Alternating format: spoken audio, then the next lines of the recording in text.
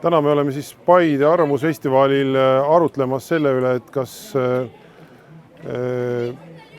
piisab ainult munitsipaalkoolide haridusest või on ka erakoolidel midagi anda, sealhulgas siis ka kirikukoolidel.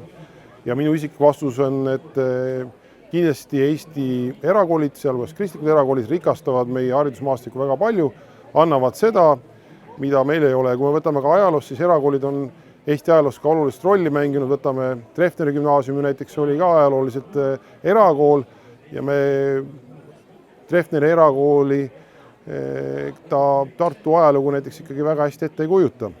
Aga täna siis põhiline mõte, mis me tahame rääkida, on selles, et kirikukoolid on tegelikult väga vajalikud.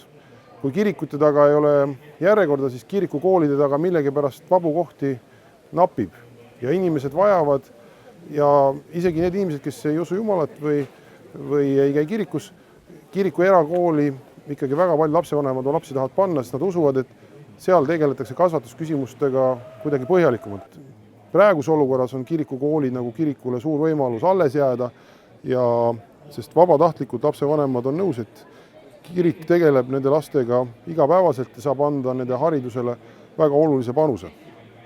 Ja kui me mõtleme ka selle peale, et miks jääb mõnel õpilasel pooleli põhikool, gümnaasium või ülikool, siis mitte võimete pärast, vaid iseloomu pärast. Järelikult iseloomu kasvatus on tähtis ja siin on kirikul kindlasti pikaajaline kogemus, kuidas lapsi ja inimesi aidata.